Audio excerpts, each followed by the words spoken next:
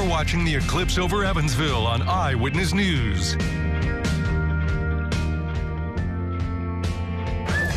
Welcome back to the Evansville riverfront, where we are experiencing the total solar eclipse. It is like a party down here on the riverfront. Unfortunately, you may not be able to see because we have the screen behind us, but we have folks camped out on the grass all around us, all along the riverfront. Folks are just enjoying this day, having a great day.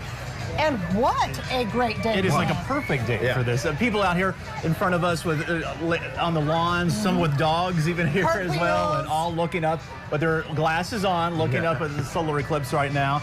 Chief Meteorologist Wayne Hart is here with us. Clouds were a concern early on, but no longer an issue. We have a few high, thin clouds out here. Most of the thicker cumulus clouds are south of us in the partial eclipse zone.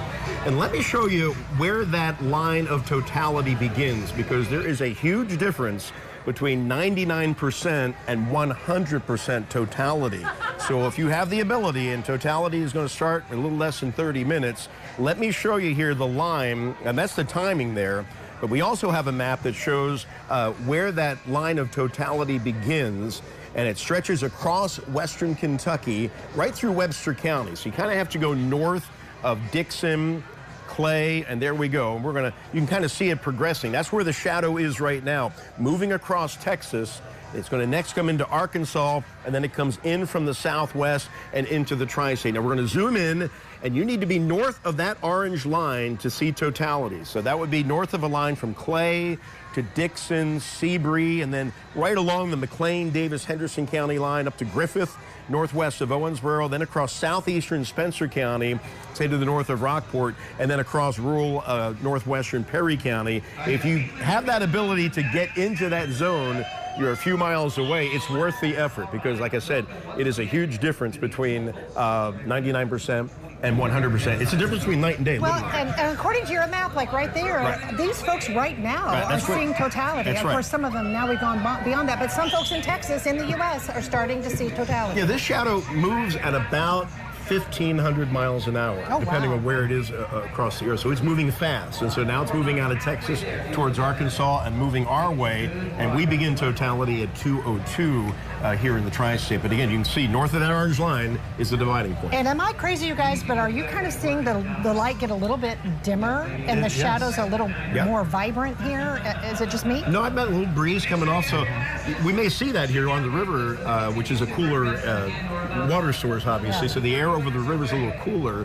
So that could change kind of the airflow down here as the sun diminishes in intensity here in the next 30 minutes. And as it gets darker, I heard you could also see Venus. That's right. Sky. It's gonna Venus is going to be up there, so that's something to look at. You know, when you see these little specks of light next to the eclipsed sun, that will be Venus. And there's even a comet. I was just going to say, I was going to throw that in there. And it's the devil comet of all names. But I heard it's a 12P or something like that. I didn't hear the devil comet. Well, yeah, for some reason, because it actually has horns on it or something, but even though you may be able to see it with binoculars during totality, I'd enjoy the eclipse rather than searching for the comet during the total part of this eclipse. Well, that's one thing that totality does give you, some more vibrant and more intense experiences than a partial eclipse like you saw. You'll see the corona, I understand. You'll see some different things like that. So it'll be interesting to see, and it's not that far away. So get your glasses, get outside, and let's enjoy this. You know, 2017 was the last time we had a partial solar eclipse here.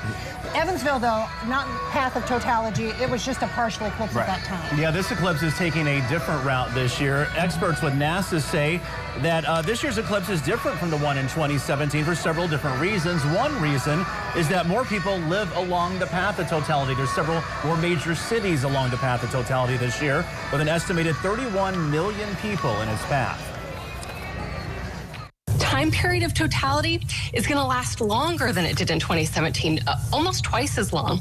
And the third thing is the sun is in a heightened state of activity right now. The sun goes through these natural cycles, and right now it's going to have more magnetic activity. And so the corona, the atmosphere of the sun that peaks out around the moon during totality, might have more complexity than it did during 2017. The total solar eclipse is so amazing because when the moon blocks out the main body of the sun, we get to see the corona around it. That's the part of the sun that I study, and we're so excited because the corona is the part of the sun that connects to the main body of the sun to the rest of the the solar system. It's where we get to view the solar storms, the magnetic explosions that can impact the Earth. And so scientists are going to be studying that, and they're also going to be studying how the sun affects Earth's atmosphere and affects the Earth. She also says that totality this year will last longer than in 2017, in some areas lasting more than 4 minutes. And I think here in the Evansville area, we said just over 3 minutes. Right, and if you're going to view this, you need to make sure you have special glasses. And I know we want to tell you more about that, but I need to make sure with our director down here on site that we're going to talk about the special glasses. Or do we need to go to break? Okay, we're going to talk about these special glasses. Yeah, so you need a pair of these. You need these, and we have a bunch down here. If you're at home and you don't have them yet, you can come on down right now, Evansville Riverfront, come to where we are at Old National Bank, and we'll give you some of these. So, yeah, you got to make sure you have them on. But if you don't have... There are several techniques you can choose from for this viewing method. The simplest is to use your hands. With your back to the sun, cross one hand over the other with outstretched fingers to create a waffle pattern. Look at your hand's shadow on the ground.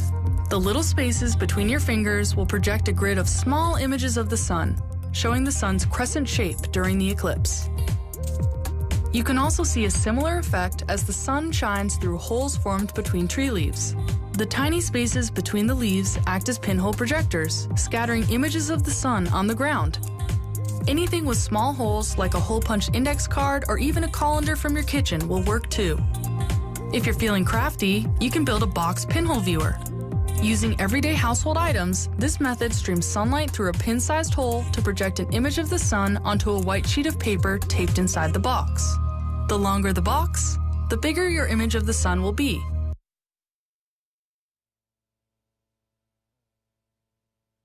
A lot more happening down here on the Evansville Riverfront as we enjoy the 2024 total solar eclipse. We'll be right back to show you totality.